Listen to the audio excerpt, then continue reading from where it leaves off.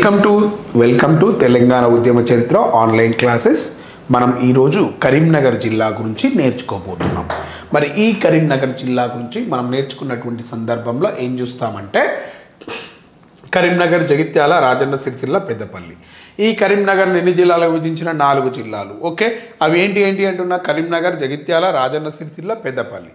ఇందులో కరీంనగర్ అంటే చాలా ఫేమస్. కరీంనగర్లో ఏ యూనివర్సిటీ ఉంది? రైట్. పూర్వము నేను ఇంకొక ముచ్చట చెప్పలేదు, మహబూబ్ నగర్లో అంటే పాలమూరు యూనివర్సిటీ ఉంటుంది. కరీంనగర్లో ఏ యూనివర్సిటీ కనిపిస్తుంది అంటే చూడండి, కరీంనగర్లో మనకు కనిపించే యూనివర్సిటీ ఏంటిది? శాతవాహన యూనివర్సిటీ అనేది ఏడ కనిపిస్తుంది? ఈ యొక్క కరీంనగర్ అంటే కరీంనగర్ కేంద్రంగా మనకి ఏ యూనివర్సిటీ ఉంది అంటే శాతవాహన యూనివర్సిటీ అనేది కరీంనగర్ కేంద్రంగా కనిపిస్తుంది. కరీంనగర్ అనే పేరు ఎవరి పేరు మీదుగా వచ్చింది అంటే కరీముద్దుల్లా పేరు మీదుగా వచ్చింది. Okay, done. ఈ దాకా మనకు ఐడియా ఉంటుంది. ఇక మీకు మహబూబ్ నగర్లో ఈ యూనివర్సిటీ పేరు చెప్పలేదు.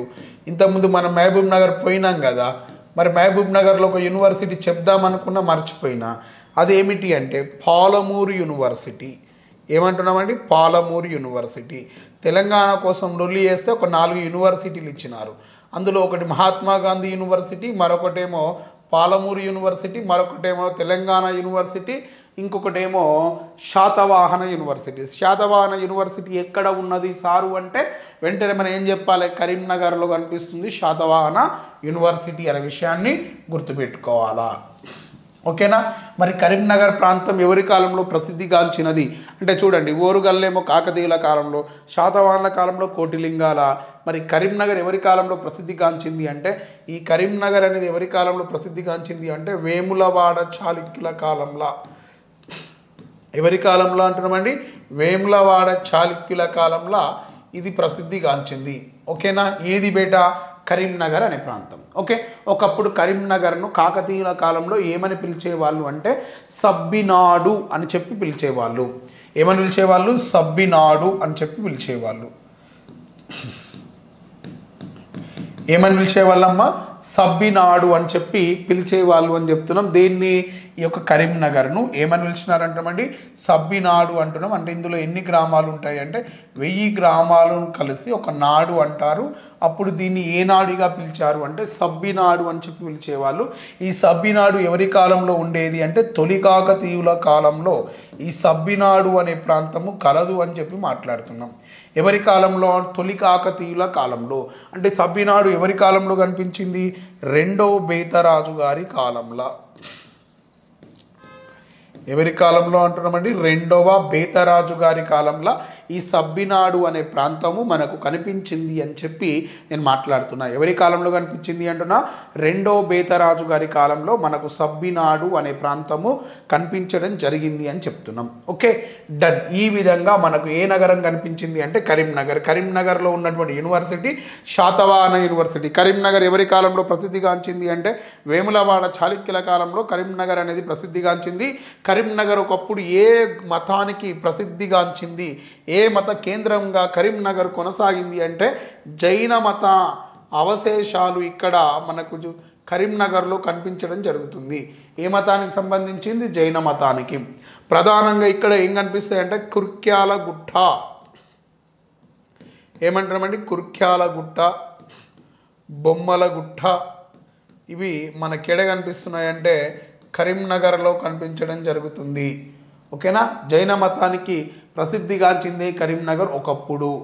Okay, right. ఈ కరీంనగర్ను ఒకప్పుడు ఏ పేరుతో పిలిచినారు అంటే సబ్బినాడు అని చెప్పి పిలిచిర్రు. కరీంనగర్ యొక్క పాత పేరు ఏం పేరు అంటే ఎలగందుల అని చెప్పి మాట్లాడడం జరిగింది. కరీంనగర్ యొక్క పాత పేరు ఏం పేరు అంటున్నామండి? ఎలగందుల అని చెప్పి పిలుస్తున్నాము. దీని యొక్క పాత పేరు అంటున్నా కరీంనగర్ యొక్క పాత పేరు ఎలగందుల అని చెప్పి మాట్లాడుతున్నాం. Okay, done. ఇకపోతే నెక్స్ట్ మనం జగిత్యాల దగ్గరికి వెళ్దాం. ఎక్కడికి వెళ్దాం అంటున్నామండి? జగిత్యాల.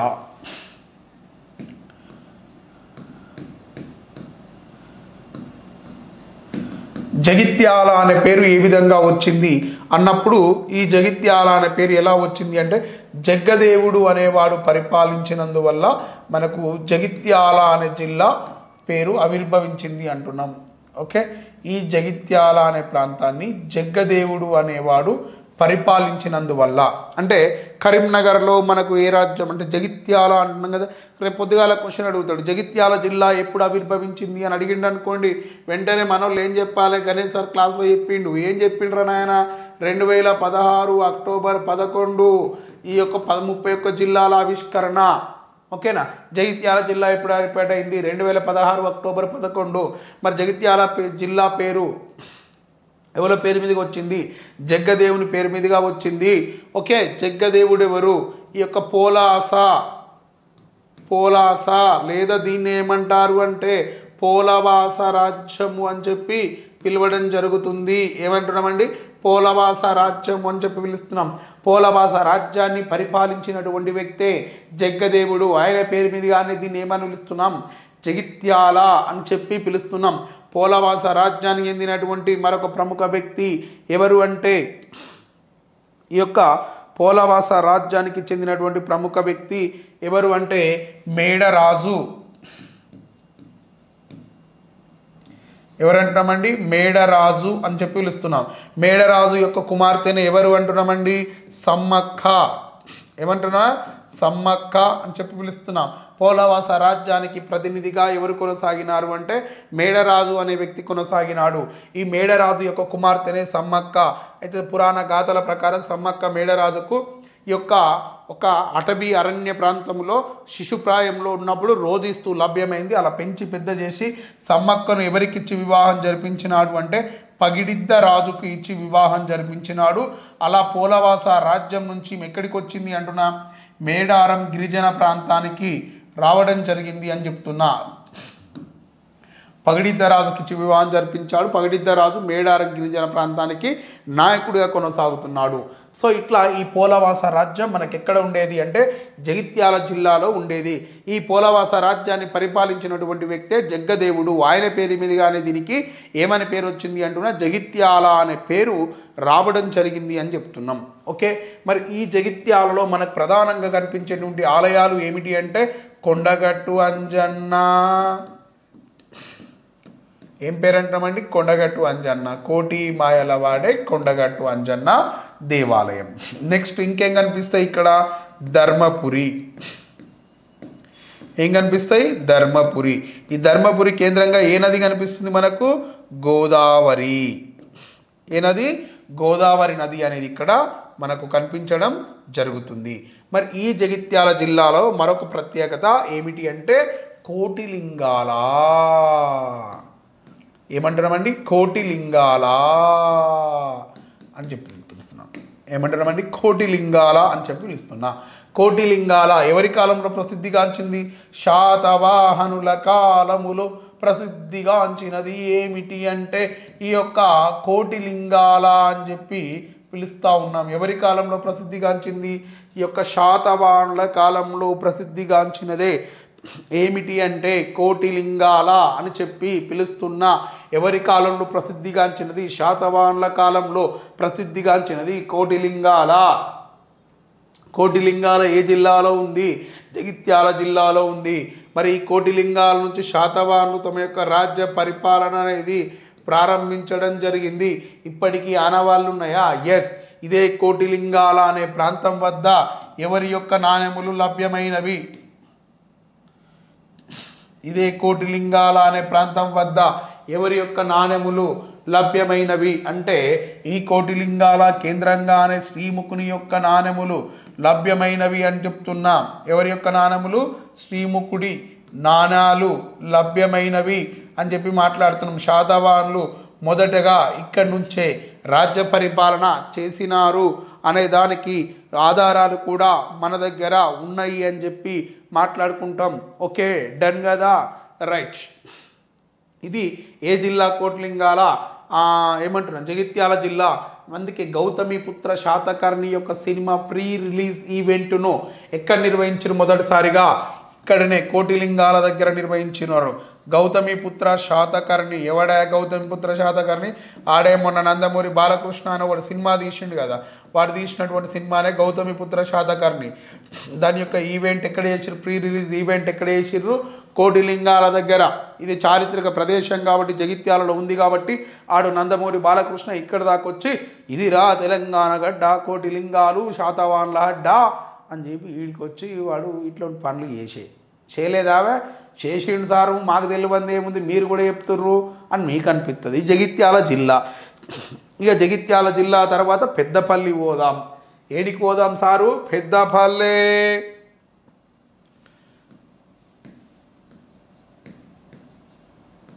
రైట్, ఏమంటామండి? పెద్దపల్లి అని చెప్పి పిలుస్తున్నాం. రైట్, పెద్దపల్లి యొక్క ప్రత్యేకత ఏమిటి అన్నప్పుడు చూడండి, పెద్దపల్లి జిల్లా అంటున్నాం. పెద్దపల్లి జిల్లా యొక్క ప్రత్యేకత ఏమిటి అని మాట్లాడుకుంటే ఏముంది సార్ పెద్దపల్లిలో ఏముంటుంది అంటే, రైట్, ఇక్కడ ధూళికట్ట అనేది కనిపించడం జరుగుతుంది. ఏమంటున్నామండి? ధూళికట్ట ఎక్కడ కనిపిస్తుంది? పెద్దపల్లిలో మనకేం కనబడుతుంది అంటున్నా, ధూళికట్ట అనేది కనిపించడం జరుగుతుంది.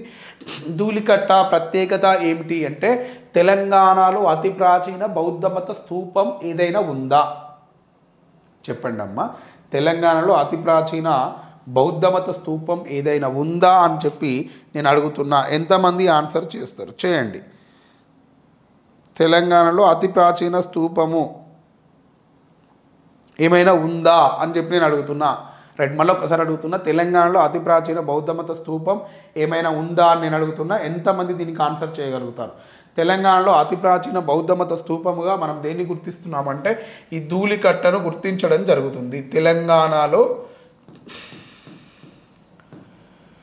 ఇది ప్రాచీన బౌద్ధ మత స్తూపము అని చెప్పి పిలుస్తున్నాం. తెలంగాణలో ప్రాచీన బౌద్ధ స్తూపం ఏది అంటున్నామండి?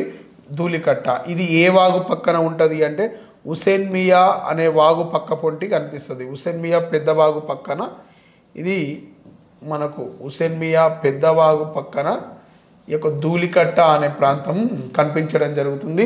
ఇక్కడ బుద్ధుని యొక్క అవశేషాలు, అంటే బౌద్ధ మతంకు సంబంధించినటువంటి బుద్ధుని యొక్క విగ్రహాలు కానీ, ఆయనకు సంబంధించిన అవశేషాలు కానీ ఏడ దొరికినాయి అంటే ఈయనే దొరికినాయి అనే విషయాన్ని కూడా మనం గుర్తుపెట్టుకోవాలి.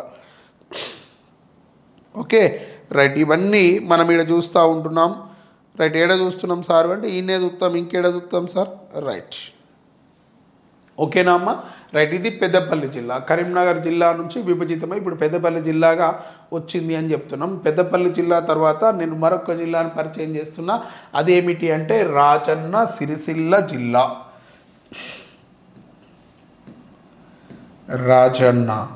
రాజన్న సిరిసిల్ల జిల్లా. ఏమంటామండి? రాజన్న సిరిసిల్ల. రైట్, ఏం పేరు చెప్తున్నామండి? రాజన్న సిరిసిల్ల అని చెప్పి పిలుస్తూ ఉన్నా.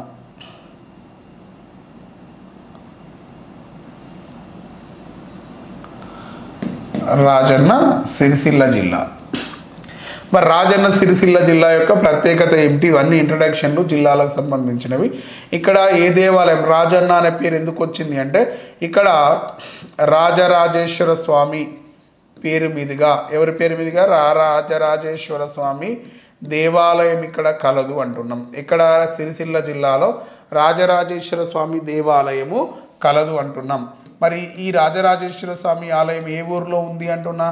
వేములవాడ కేంద్రంగా రాజరాజేశ్వర స్వామి ఆలయం అనేది మనకు కనిపించడం జరుగుతుంది. అందుకే ఆ రాజరాజేశ్వర స్వామి ఆలయం పేరు మీదుగానే దీన్ని ఏమని పిలిచినారు అంటే రాజన్న సిరిసిల్ల అని చెప్పి పిలవడం జరిగింది అంటున్నా. ఏమని పిలిచినారు? రాజన్న సిరిసిల్ల జిల్లా అని చెప్పి పిలిచినారు. మరి వేములవాడ యొక్క పాత పేరు ఏమిటి? వేములవాడ యొక్క పాత పేరు ఏమిటి అంటే, దీనికి గల పాత పేరు ఏమంటాము అంటే లెంబాల వాటిక అని చెప్పి పిలుస్తారు. దీని యొక్క పాత పేరు ఏం పేరు అంటామండి? లెంబాల వాటిక అని చెప్పి పిలుస్తున్నాం. ఈ లెంబాల వాటికని తర్వాత ఏమైంది అంటే లెంబాల వాడ అయ్యింది. ఈ లెంబాల వాడనే తర్వాత ఏమైంది అంటే ఈ యొక్క వేములవాడగా పిలువబడడం జరిగింది. ఏమని పిలువబడ్డది అంటున్నా? తర్వాతనేది వేములవాడ అని చెప్పి పిలిచినాము అంటున్నా. లెంబాలవాడ, లెంబాల వాటిక. దీన్ని తర్వాత మనం ఏమని పిలిచినామంటే వేములవాడ అని చెప్పి పిలవడం జరిగింది అని చెప్తున్నాం. సార్ ఏమని పిలిచినాం సార్? దీన్నే వేములవాడ అని చెప్పి పిలిచినాము అని చెప్తున్నాం. వేములవాడలో ఏ ఆలయం ఉంది? రాజరాజేశ్వర స్వామి ఆలయం ఉంది. ఈ వేములవాడ ఎవరి కాలంలో ప్రసిద్ధిగాంచినది అంటే వేములవాడ చాళుక్యుల కాలంలో ఇది ప్రసిద్ధిగాంచినది అని చెప్పి మాట్లాడుతున్నాం. ఓకే, వేములవాడ ఎవరి కాలంలో ప్రసిద్ధిగాంచినది? వేములవాడ చాళుక్యుల కాలంలో ప్రసిద్ధిగాంచినది. వేములవాడ చాళుక్యుల యొక్క రాజధానిగా ఏది కొనసాగింది అంటే వేములవాడ అనేది కొనసాగింది. వేములవాడ చాళుక్యుల యొక్క రాజధానిగా ఏది కొనసాగింది అంటే వేములవాడ అనేది కొనసాగినది అని చెప్పి పిలుస్తున్నాం. ఈ వేములవాడనే మనం ఏమంటాము అంటే దక్షిణ కాశీ అని చెప్పి పిలుస్తూ ఉంటాము అంటున్నా. ఏమంటున్నామంటే దీన్నే ఈ యొక్క దక్షిణ కాశీ, తెలంగాణ దక్షిణ కాశీ అని చెప్పి ఈ యొక్క వేములవాడను మనము గుర్తించడం జరుగుతుంది. ఓకే, ఈ వేములవాడ ఒకప్పుడు ప్రస్తుతమేమో యొక్క శివాలయంగా మనకు కనిపించడం జరుగుతుంది. అంటే ఇక్కడ ఏ మతస్థులు కనిపిస్తారు? ప్రస్తుతం యొక్క శైవం అనే వాళ్ళు కనిపిస్తారు. ఒకప్పుడు ఈ వేములవాడ అనేది ఏ మతానికి ప్రతీకగా వర్ధిల్లినది అంటప్పుడు ఇది ఒకప్పుడు జైన మతానికి సంబంధించినటువంటి కేంద్రముగా ఇది ప్రసిద్ధిగాంచినది. ఎగ్జాంపుల్ మీరు బద్దగేశ్వర స్వామి ఆలయం ఉంటుంది, బద్దిపోషమ్మ టెంపుల్ పక్క పొంటే బద్దగేశ్వర స్వామి ఆలయం ఉంటుంది. ఆ బద్దగేశ్వర స్వామి ఆలయానికి వెళ్తే అక్కడ మొత్తం ఏ మతానికి సంబంధించిన ఆనవాళ్ళు కనిపిస్తాయి? ఈ యొక్క జైన మతానికి సంబంధించినటువంటి ఆనవాళ్ళు ఇక్కడ రామ్స్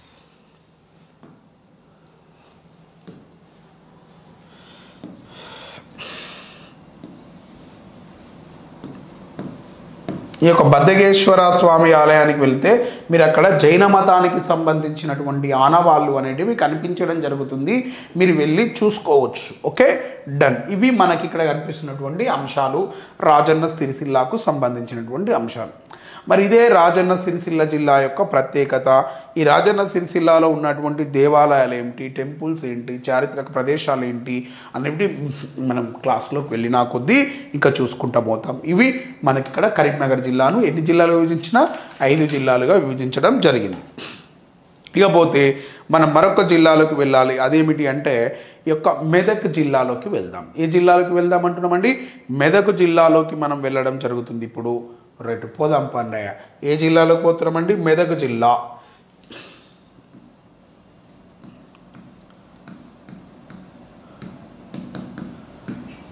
ఏం జిల్లా వచ్చింది సార్? మెదక్ జిల్లా.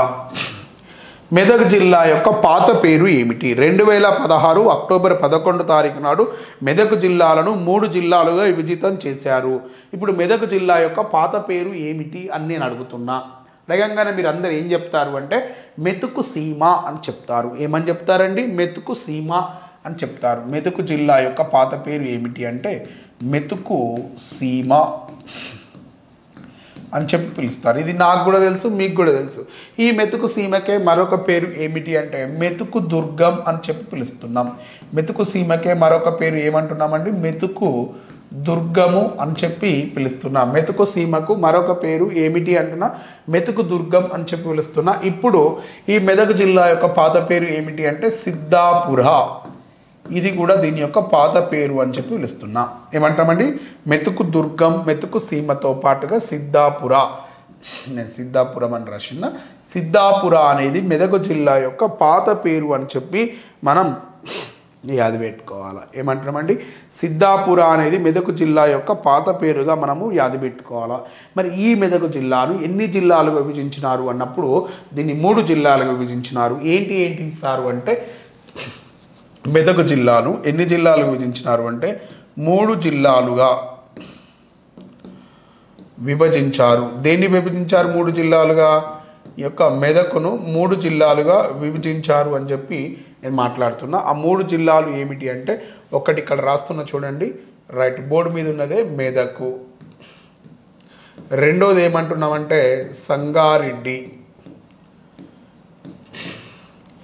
మూడోది ఏమంటున్నామంటే సిద్దిపేట. రైట్, ఇట్లా ఈ 3 జిల్లాలుగా మెదక్ జిల్లా అనేది విభజితం కావడం జరిగింది. ఏ జిల్లాలుగా విభజితమైంది? మెదక్, సంగారెడ్డి, సిద్దిపేట. ఇప్పుడు మెదక్ జిల్లా యొక్క ప్రత్యేకత ఏమిటి? మెదక్ జిల్లా ఎప్పుడు ప్రసిద్ధిగాంచింది? ఇక్కడ మెదక్ ఖిల్లా అనేది కనిపిస్తుంది. ఇక్కడ ఏం కనిపిస్తుంది అంటున్నా, మెదక్ ఖిల్లా. ఇది ఎవరి కాలానికి సంబంధించింది? కాకతీయుల కాలానికి సంబంధించింది. మెదక్ ఖిల్లా అనేది కనిపిస్తుంది. ఇక మోస్ట్ వాంటెడ్ మాన్యుమెంట్ ఏంటిది అంటే మెదక్ చర్చి. ఏమంటున్నామండి? మెదక్ చర్చి అనేది కనిపిస్తుంది. మెదక్ చర్చిని ఎప్పుడు నిర్మించినారు అంటే 1915 నుంచి 1924 సంవత్సరాల మధ్య కాలంలో మనకు మెదక్ చర్చి అనేది కనిపించడం జరుగుతుంది. ఎప్పటి నుంచి ఎప్పటిదాకా కనిపిస్తుంది అంటున్నామంటే 1915 నుంచి 24 సంవత్సరాల మధ్య కాలంలో మనకు మెదక్ చర్చి అనేది కనిపించడం జరుగుతుంది. ఓకేనా? మరి ఈ మెదక్ చర్చి యొక్క ప్రత్యేకత ఏమిటి? దీన్ని ఎవరు నిర్మించినారు అంటే చార్లెస్ వాకర్ పాస్నెట్ అనేవాడు ఈ మెదక్ చర్చిని నిర్మించడం జరిగింది.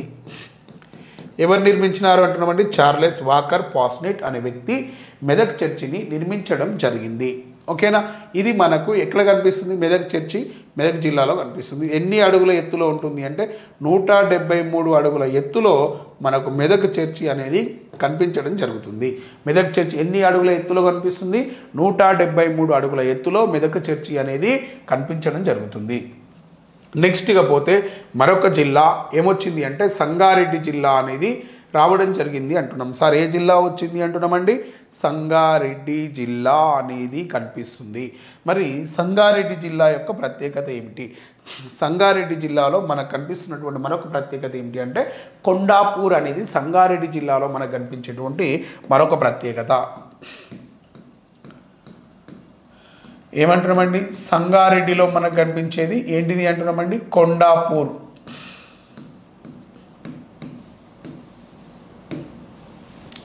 ఏమంటున్నామండి? సంగారెడ్డి కొండాపూర్ అని చెప్పి పిలుస్తున్నా. ఈ కొండాపూర్ యొక్క ప్రత్యేకత ఏమిటి అంటే ఈ కొండాపూర్ అనేది శాతవాహనుల కాలంలో ప్రసిద్ధిగాంచింది. ఏది? కొండాపూర్ అనేది ఎవరి కాలంలో ప్రసిద్ధిగాంచింది అంటున్నా? శాతవాహనుల కాలంలో కొండాపూర్ అనేది ప్రసిద్ధిగాంచింది. అంటే ఇక్కడ శాతవాహనులు నాణాలను ముద్రించేవారు అని చెప్తున్నాం. ఏం ముద్రించేవారు? శాతవాహనులు కొండాపూర్లో నాణములను ముద్రించారు. అందుకే కొండాపూర్ను ఏమని పిలుస్తారు అంటే శాతవాహనుల కాలంలో కొండాపూర్ను ఏమని పిలిచారు అంటే టంకశాల నగరం అని చెప్పి పిలవడం జరిగింది. కొండాపూర్ను శాతవాహనుల కాలంలో ఏమని పిలిచినారు అంటే టంకశాల నగరము అని చెప్పి పిలిచినారు. రీసెంట్గా ఇటీవల కాలంలో కొండాపూర్లో శాతవాహనులకు సంబంధించినటువంటి చారిత్రక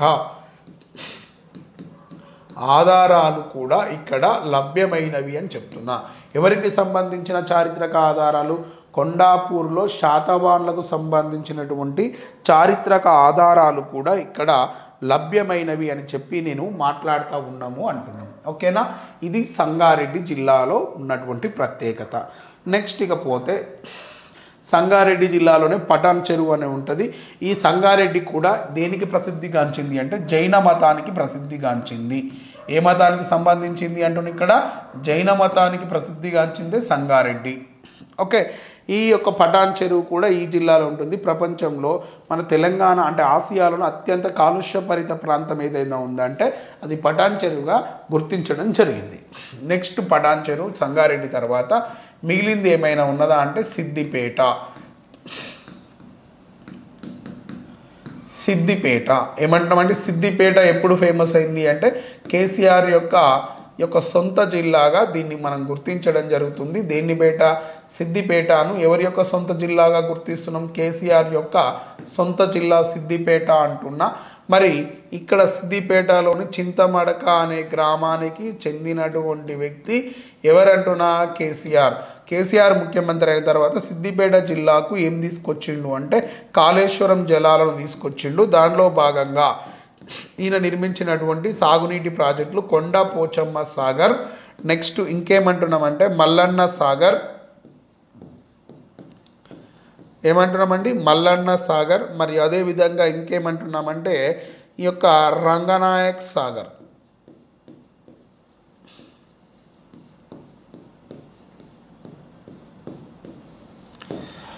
ప్రపంచంలో అత్యంత సామర్థ్యం కలిగిన పంపు మోటార్ సిస్టమ్ ఎక్కడ ఉంది అంటే రంగనాయక్ సాగర్ దగ్గరనే ఉంది. ఇట్లా కాళేశ్వరం నదీ జలాలను, గోదావరి నదీ జలాలను కాళేశ్వరం నుంచి ఎక్కడికి తీసుకొచ్చిండు, ఈ 3 ప్రాజెక్టులను సిద్దిపేట జిల్లాలో ఏర్పాటు చేసిండు.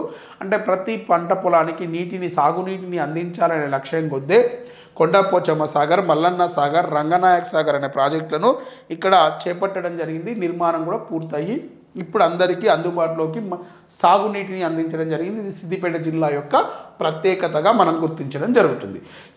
ఇకపోతే నెక్స్ట్ మనం మరొక జిల్లాలోకి వెళ్తున్నాం. ఏమిటి అంటే ఈ యొక్క నిజామాబాద్ అని చెప్పి మాట్లాడుతున్నాం. ఏమంటున్నామండి? నిజామాబాద్. రైట్, నిజామాబాద్లోకి వెళ్తున్నాం మనము.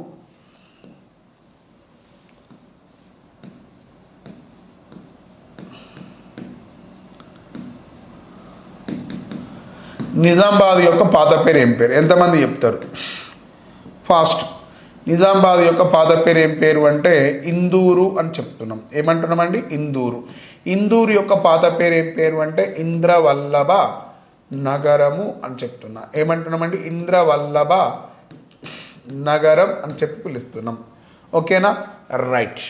ఇందూరు ఇంద్రవల్లభ నగరము అని చెప్పి పిలుస్తున్నాం. ఈ ఇందూరు ఒకప్పుడు ఏ విధంగా కొనసాగింది అన్నప్పుడు రైట్, ఇది అశ్మక రాజ్యంగా కొనసాగింది అని చెప్తున్నాం.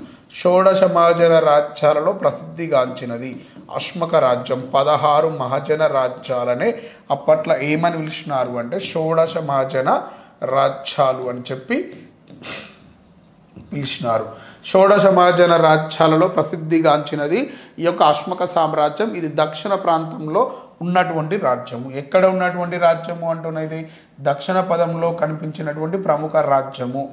ఎక్కడ కనిపించింది అంటున్నాం? ఇది దక్షిణ పదములో కనిపించినటువంటి ప్రముఖ రాజ్యమే ఏమిటి అంటే అశ్మక సామ్రాజ్యం అని చెప్పి పిలుస్తున్నా. ఇది దక్షిణ ప్రాంతంలో కనిపించినటువంటి ప్రముఖ రాజ్యముగా మనము దీన్ని గుర్తించడం జరుగుతుంది అంటున్నాం. దేని పేరు ఏం పేరు అంటామండి? అశ్మక సామ్రాజ్యం. ఈ అశ్మక రాజ్యం యొక్క రాజధానిగా దేన్ని పేర్కొంటాము అంటే బోధన్ను పిలుస్తున్నాం. ఏమన్నారండి? బోధన్. దీన్ని ఏమన్నారు అంటే నిందూరు బోధన్ అని చెప్పి పిలిచిర్రు అంటున్నా. నిందూరు అంటే నిందూరు మీన్స్ ఏమిటి అంటే ఇందూరు అని అర్థము. ఏమని అర్థం అంటున్నామని? ఇందూరు అని అర్థము. ఓకేనా? ఇప్పుడు బోధన్ యొక్క పాత పేరు ఏమిటి అంటే బోధన్ యొక్క పాత పేరు ఏమిటి అంటే పోతన్ అని చెప్పి పిలవడం జరిగింది. ఏమంటున్నామండి? పోతన్ అని చెప్పి పిలవడం జరిగింది అశ్మక సామ్రాజ్యం. ఈ అశ్మక సామ్రాజ్యంతో పాటుగా ఈ నిజామాబాద్ ఇంకా ఎవరి కాలంలో ఫేమస్ అయింది అంటే వేములవాడ చాళుక్యుల కాలంలో ఇది ఫేమస్ అవ్వడం జరిగింది. ఏమంటున్నామండి? వేములవాడ చాళుక్యుల కాలంలో ఈ నిజామాబాద్, వేములవాడలో చాళుక్యుల యొక్క రాజధాని ఒకటేమో వేములవాడ అయితే రెండవ రాజధానిగా దేన్ని పేర్కొన్నారు అంటే వాళ్ళు రెండవ రాజధానిగా ఈ యొక్క బోధన్ ఆర్ పోతన్ను వీళ్ళు రెండవ రాజధానిగా పిలవడం జరిగింది. ఈ బోధన్లోనే మనకేమున్నది అంటే నిజాం షుగర్ ఫ్యాక్టరీ అనేది కనిపించడం జరుగుతుంది.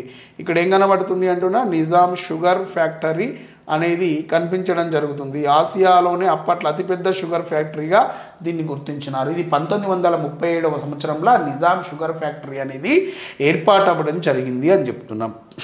మరి ఇదే బోధనలో మనకేం కనిపిస్తుంది అంటే 2014 జలమండలి ఎగ్జామ్లో క్వశ్చన్ 100 స్తంభాల గుడి ఎక్కడుంది అని అడిగిండు. అది పోతన్లో గల ఈ యొక్క బోధన్లోనే 100 స్తంభాల గుడి అనేది మనకు కనిపించడం జరుగుతుంది. ఏం కనిపిస్తుంది అంటున్నా? 100 స్తంభాల గుడి యాడున్నది అంటున్నా? పోతన్లో, బోధన్లో దీనికి 100 స్తంభాల గుడి అనేది కనిపించడం జరుగుతుంది అని చెప్పినాం. నెక్స్ట్ మళ్ళొక ముచ్చట చెప్తాను. ఈ పోతన్ గురించి ఇంకొక ముచ్చట. ఏంటిది సార్ పోతన్ గురించి అంటే ఈ యొక్క నిజామాబాద్ గురించి మాట్లాడుతున్నాం. 100 స్తంభాల గుడి ఉంది అని చెప్పినాం కదా. ఇక్కడ హారతి దేవాలయం కూడా కలదు ఇక్కడ పోతన్లో. ఇప్పుడు నిజామాబాద్కు నిజామాబాద్ అనే పేరు ఏ విధంగా వచ్చింది అంటే ఈ యొక్క నిజాం నవాబు పేరు మీదుగా, ఎవరి పేరు మీదుగా? నిజాం నవాబు పేరు మీదుగానే దీన్ని ఏమని పిలిచినారు అంటే నిజాం నవాబు పేరు మీదుగానే దీన్ని ఏమని పిలిచినారు అంటే ఈ యొక్క నిజామాబాద్ అని చెప్పి పిలవడం జరిగింది. ఎవరి పేరు మీదుగా పిలిచినారు? నిజాం నవాబు పేరు మీదుగానే దీన్ని నిజామాబాద్ అని చెప్పి పిలవడం జరిగింది. ఎందుకు నిజామాబాద్ అని చెప్పి పిలిచినాము అన్నప్పుడు చూద్దాం.